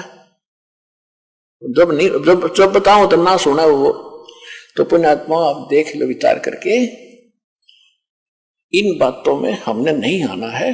संसार की कोई वो फलानी ताकत है वो है, ये बकवाद है। सारी ताकत तो एक ही है मालिक की, उसके बाद सब झूठी है। सतलोक चले गए तो हमारा कल्याण है, नहीं तो यहाँ पर माटी नुए बनी रहेगी असंख्य जन्मों तक। तो परमात्मा बोले ठीक है पहलवान, अब चलते हैं तेरे वहां भंडारे में। ऐसे कर, ये मेरी खुट्टी ऊपर एक लकड़ी पे परमात्मा की माला थी, उसकी सुदर्शन जी की या मनकों की माला, जिससे भजन करते मंत्र करते हैं, लकड़ी की मनियों की। कहने लगा ये माला उतार, मैं लेके चलूंगा। भीम गया फटाफट, क्योंकि आज्ञाकारी हो गया था जब, तो ऐसे महापुरुष से हमारा काम बनेगा। माला उतारने लगा तो भीम ने सारी ताकत ला ली और न पसीना आ गया और शर्मा के नौका नो छोड़ कर आ गया। तो परमेश्वर कहने लगे कि पहलवान रथ दे, जल्दी चल लेंगे। बोलना नहीं, एक लोखड़ा हो गया आके, महाराज मेरे से नहीं उतरती। परमेश्वर ने ऐसे किया था हाथ, वह अपने आप उतर के उनके हाथ में आएगी।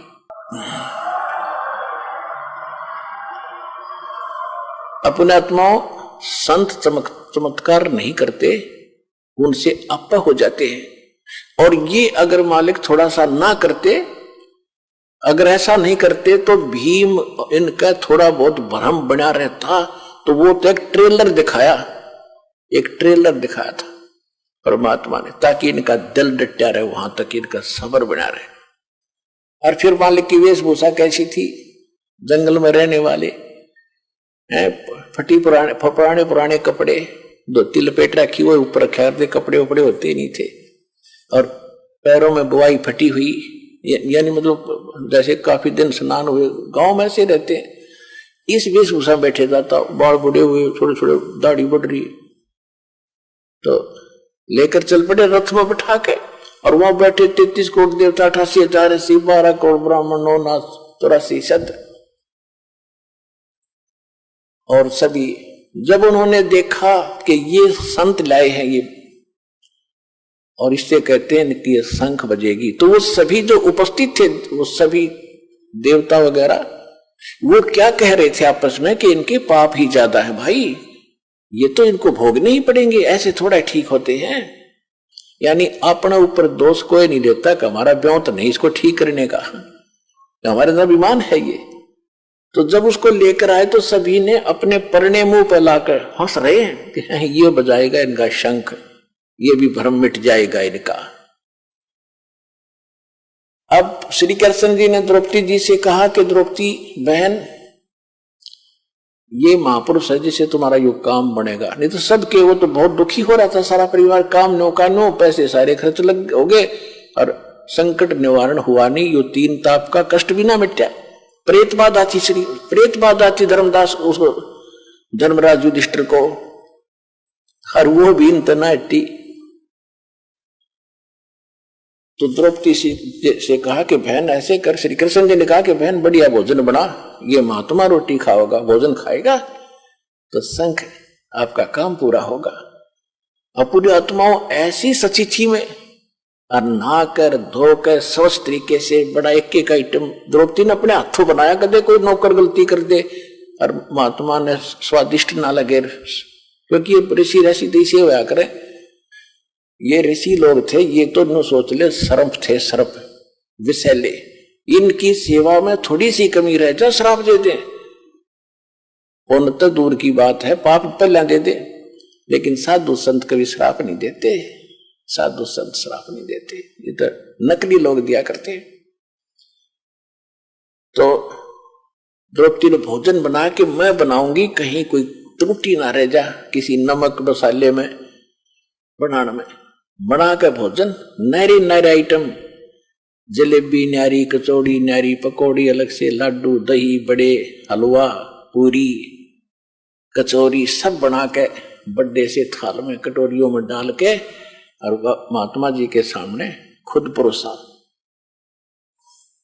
अब परमात्मा ने क्या किया, कटोरी तैयारी रख दी अलग अलग, उनमें से थोड़ा थोड़ा भोजन डाल लिया, सब आइटम ले लिए थोड़े थोड़े, भी मेहनत करी है बेटी ने, और थोड़ा थोड़ा इतना सा सारा डाल कर थाली में इकट्ठा करने लग गया। अब द्रौपदी ने सोचा था कि महात्मा घास फूस का खाने वाला, जंगल में रहने वाला, ऐसा भोजन बना दिया, उंगली खाओगा उंगली चाटेगा और 100 जगह मेरी महिमा बांटेगा कि भोजन बनाया द्रौपदी ने। भाई ऐसा भोजन सुना ही नहीं, देखा भी नहीं इतना स्वादिष्ट। अब उसने बनाया तो इस दृष्टिकोण से था, सभी बहनों की यही एक टेंडेंसी होती है कि अतिथि आ जावे तो कोई मेरे बनाए हुए भोजन में त्रुटि ना रहे, कहीं ये बाहर जाके मेरी बुराई करे कि ऐसी बहन थी उसने कुछ भोजन भी ना बनाना आया। तो अपने सामर्थ्य से अच्छा भोजन बनाती है, यही द्रौपदी ने किया। जब उसने देखा द्रौपदी ने कि इसने तो सारा काम बिगाड़ दिया, सारा गुड़ गोबर कर दिया, सारी इकट्ठी कर दी, टेस्ट नहीं लिया किसी वस्तु का, और मैंने 2 घंटे तक दो में मांग फुड़वाई, लकड़ी से चूल्हे पर बनते थे आइटम, तो मन मन में बहुत बुरा भला कह दिया महापुरुष के प्रति कि जिसी सकल इसी अकल, शूद्र का शूद्र ही रहा, इसने खाने का भी नहीं पता, ये काहे का शंख बजाएगा, काहे का ये काम पूर्ण करेगा, ये मन बड़ा दुष्ट है, 1 मिनट में काम बिगाड़ देता है। अब वो अंतर्यामी थे, द्रौपदी में के बकवाद भारी है, अहंकार था उसके अंदर कि मैं राजा की रानी, मैंने खुद भोजन बनाया, राजेश ने ये क्या कर दिया, कोई खाने का भी नहीं पता इसको, मेरे को एक बार भी ना सराया। परमात्मा अंतर्यामी थे, अब उसमें वह मरोड़ रही थी, अहंकार था। जब तक अहंकार है भगवान मदद करेगा नहीं, उसका वो अहंकार तोड़ना था, उसका बल काटना था, तो उसमें मरोड़ी रह रही थी थोड़ी बहुत, बल टेढ़ा बन रहा था, टेढ़ापन ठीक करना था द्रौपदी का। परमात्मा ने क्या किया, जितना भी वो सामान थोड़ा थोड़ा इकट्ठा पदार्थ मिलाए थे, इकट्ठा करके एक बार खाया। जो शंख रखा था टस से मसली हो रहा था, उसने एक बार आवाज की और बंद हो गया, सबका ध्यान गया, खुशी की लहर दौड़ गई कि हो बढ़ गई बात। दूसरी बार फिर खाया, दूसरी बार फिर शंख ने आवाज की, फिर बंद हो गया। 5 बार में उसने सारे आइटम को खा लिया जो डाल रखा था थाली में, तो 5 ही बार में वो शंख बजा और बंद हो गया। परमात्मा ने वह थाली चाट दी और साफ करके रख दी। अब युधिष्ठिर ने कहा कि भगवान ओहो निहाल हो गए, ये परमात्मा कहाँ छुपा था ये रुस्तम, ओहो ये तो परम संत है, आपने बड़ी दया करी, ये आप ही का आशीर्वाद है इसके ऊपर। कृष्ण जी बोला मेरा आशीर्वाद ना है, ये तो आशीर्वाद किसी और का है, तुमने उसका पता नहीं, ये आशीर्वाद तो कोई और है, ये खुद आशीर्वाद दिखा है मैंने, तो आशीर्वाद नहीं है इसके पास। तो फिर कृष्ण जी ने कहा कि भाई बात सुनो, ये अभी बात बनी नहीं। क्यों नहीं बनी भगवान, क्या बात हो गया?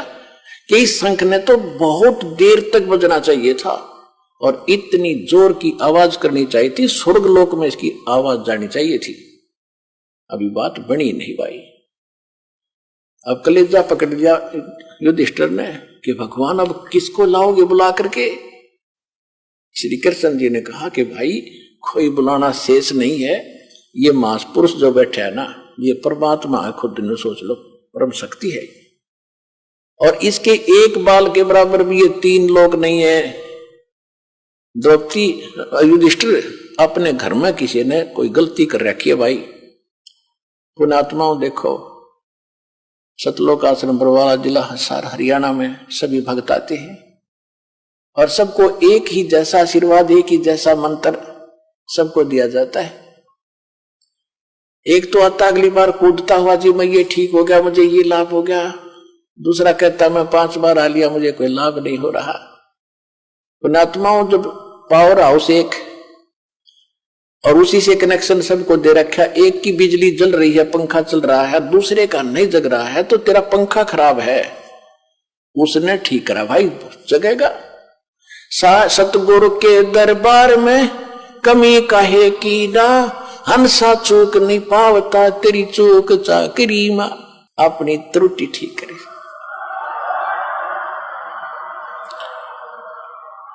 अपनी चूक ठीक करो।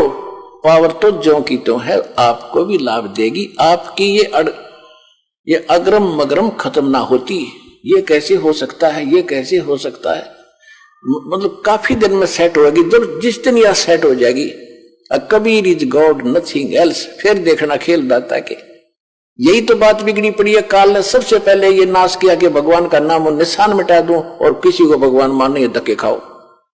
अरदास के लिए सबसे बड़ी समस्या है कि मैं भगवान को भगवान सिद्ध करूं, हजारों प्रमाण दूं, जब जाके दिमाग में सेट होती है सचमुच कबीर इज गॉड। और जब तक ये विश्वास नहीं होगा वो लाभ मिले नहीं।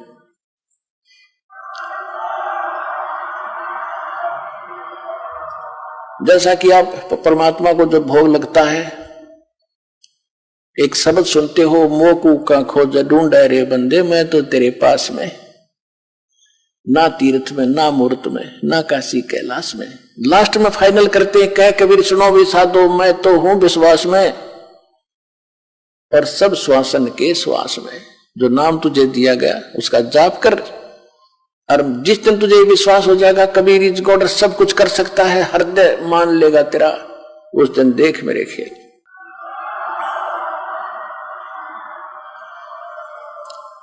तो द्रौपदी के मन का दोष निकालना था।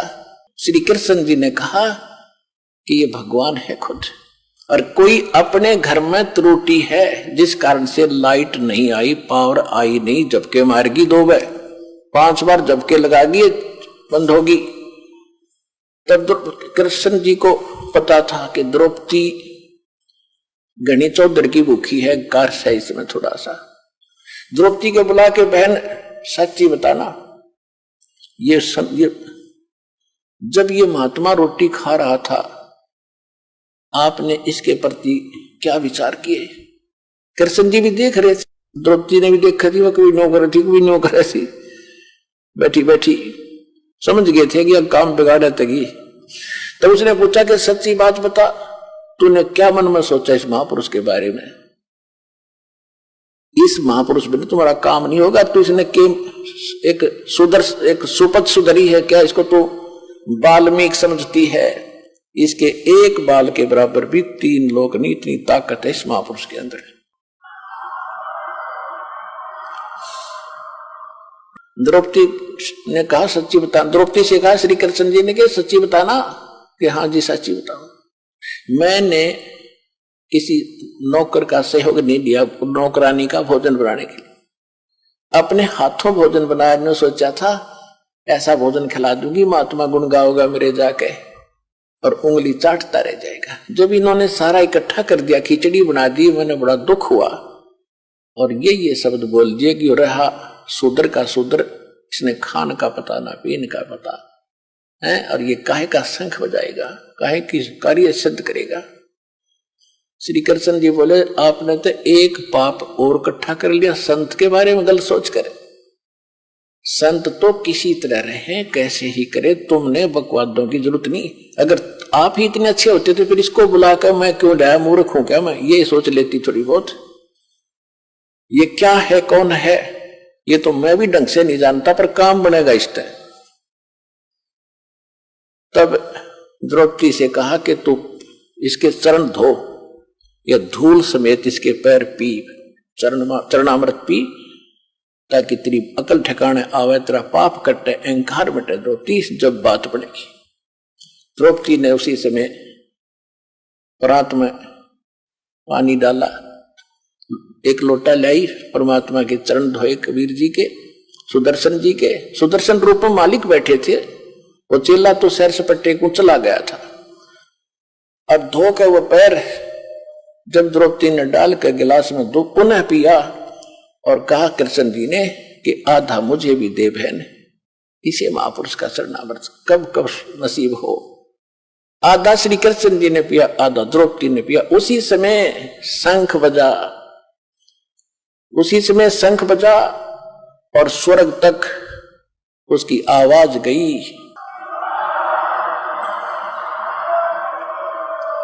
पूरी पृथ्वी पर फलदार वृक्षों के फल लदपद हो गए, फूलदार वृक्षों पर फूल लदपद हो गए, पूरा बसंत सा छा गया उस पूरी पृथ्वी के ऊपर, और बाहर सी आ गई उस परमात्मा की कृपा से।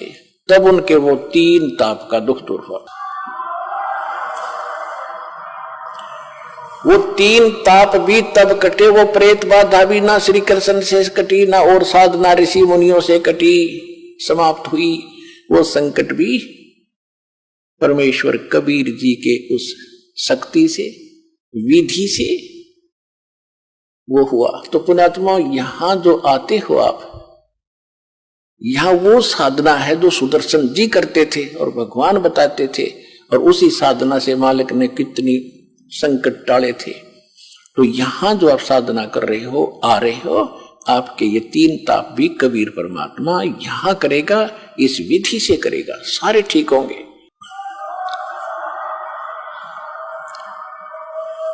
उस समय परमात्मा ने 1 घंटा सत्संग किया खड़ा होकर के, और सुनाया कि कोट जन्म तेरे भरमत हो गए, कुछ ना हाथ लगा रे, कुकर सुकर खरबा बोरे, कौवा हंस बुगारे, मन तू चल रे सुख के सागर, जहां शब्द सिंधु रत्नागर। अब वो बात उनके गला उतरे नहीं, क्योंकि सारे ऋषि पाक रहा, कोई देवता बना बैठा, श्री कृष्ण जी राजा बने बैठे, युधिष्ठिर जी राजा बने बैठे। वह गले उतरी नहीं उनका किसी का, जो भगवान बताना चाहते थे कि चलो उस लोक में 4 मुक्ति जा चंपी करती, सतगुरु मिले तो इच्छा मिटे, पद मिल पदे समाना, और चल हंसा उस लोक बैठाऊं जो आधर्म अमर स्थाना। 4 मुक्ति जा चंपी करती, माया होरी दासी, दास गरीब अभय पद पर से मिले राम अविनाशी। आप वहां चलो जी, किसी चीज का भाव नहीं, लेकिन नहीं मानने कोई भी। परमात्मा उठकर आ गए। अपनात्माओं, तुम कौन राम का जपते जापम, तात कट न ये तीनों तापम। आज दास के पास वो भक्ति है जो भगवान ने सुदर्शन जी को दे रखी थी, उसको केवल और 5 नाम का ही मंत्र दिया था, लास्ट में दिया था कति 2 मंत्र और उसको 3। कति लास्ट में जब देख लिया कि कभी काम बिगाड़ ना दे, तब उसको दिया था, तब उसको पार करा था। और अब भंडारा खोल देना, क्योंकि हम तो ज्यादा कर्महीन हो गए। अब से ही ये सब कर्म करने लगेंगे, दान का, धर्म का, यज्ञ का, सब सुमरण, तब हम उस स्थिति में हमारी भक्ति आएगी जिसको जितना धन हम वहां से लेकर आए थे भक्ति का, उतना ही तैयार करना पड़ेगा हमने वापस वहां जाने के लिए। और उसके लिए ये मंत्र इतने गजब के आपको दे रखे हैं।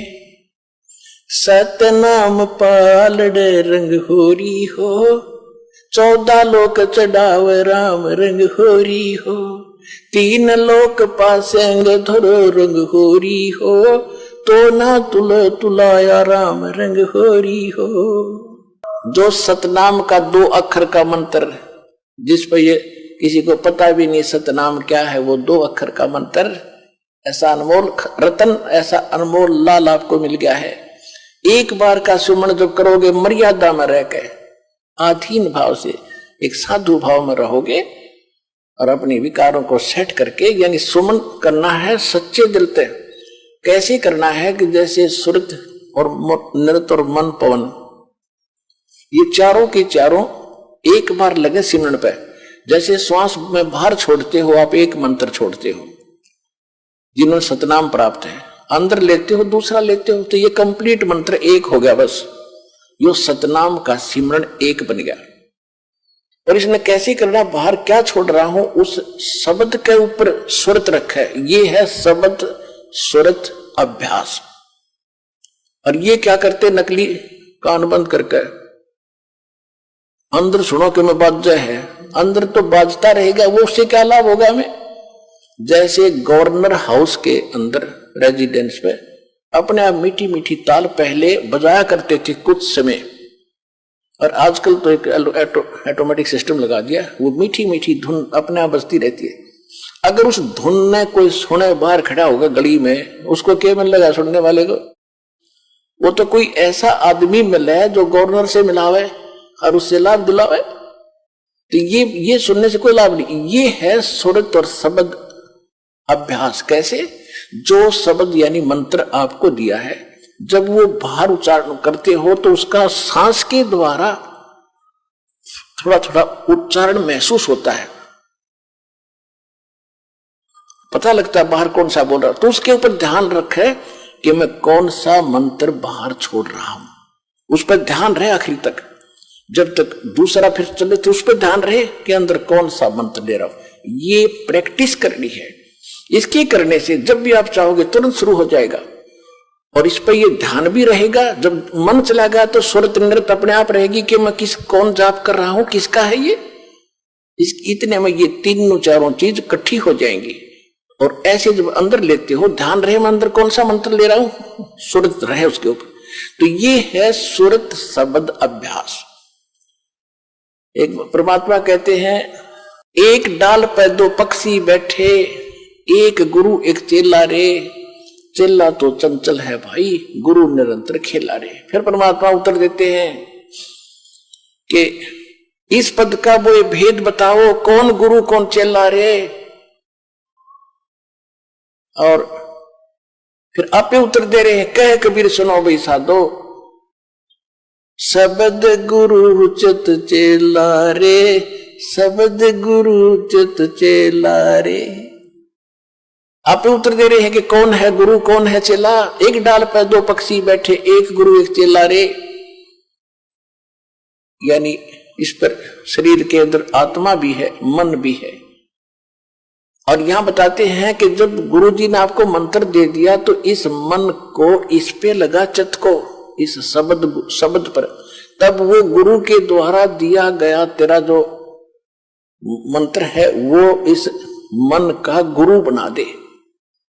शब्द गुरु चित चेला रे, जो नाम गुरु जी ने दे दिया उसमें केवल वही ध्यान रहे, वो कौन सा मंत्र में जाप कर रहा हूं, और मन को उसके जोड़ दे।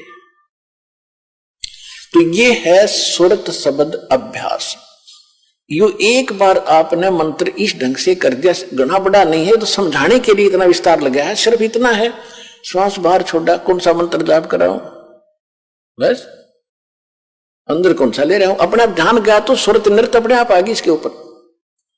ये एक मंत्र बन गया आपका अनमोल, आपके खजाने में, भगवान के दरबार में, आपके अकाउंट में जमा हो गया। यू इसकी कितनी कीमत है, और आप तो दिन में पता नहीं 1000 करो, 2000 करो, 500 करो लगे ही रहते हो। और कितनी कीमत हो जाएगी आपके पास, कितना धन होगा उस मालिक के दरबार में जाने का। कहते सत्य नाम, वैसे वाणी में गरीबदास जी ने स्पष्ट नाम लिखा है।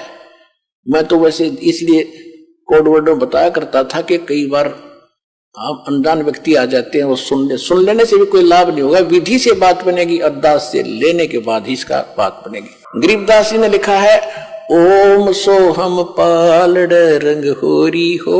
मैं उसको सतनाम कह देता हूं कोड वर्ड और बनाने के लिए। गरीबदास जी ने सीधा लिखा है, ओम सोहम पालड़ रंग होरी हो, 14 लोक चढ़ावे राम रंग होरी हो, 3 लोक पासंग धर रंग होरी हो, तो ना तुले तुलाया राम रंग होरी हो। पृथ्वी लोक, स्वर्ग लोक और पाताल लोक, इन तीनों की कीमत रख दे एक तरफ। इनकी तो गिनती भी नहीं है, 3 लोक, इनकी तो गिनती नहीं। ये कितनी कीमत है। जैसे एक छोटी सी स्टेट का कोई मंत्री बन जाता है, हो फूला नहीं समाता, पता नहीं क्या पा गया, मुख्यमंत्री बन गया, और 5 साल के बाद मुंह लटका के फिर बैठ जाएगा गोड्डा में सर धर के। राजा लोग भी हुए थे, पूरी पृथ्वी के शासक हो गए, अंत में गधे बने और यहीं छोड़कर चले गए। कहते परमा, और यह स्वर्ग के इंद्र का होता है, स्वर्ग का राजा, वो भी गधा बनता है अपना पूरा समय करके। परमात्मा कहते ये तो हमारे सौदे में नहीं, जिनको तुम बड़ी महिमा मानते हो, राजा बन गया, मंत्री बन गया, मुख्यमंत्री बन गया, तो बच्चे खेल रहे हैं खिलौनों से। जिस दिन आपको ये ज्ञान होगा उस सच्चे भगवान का और सच्चे स्थान का और उस सुख का।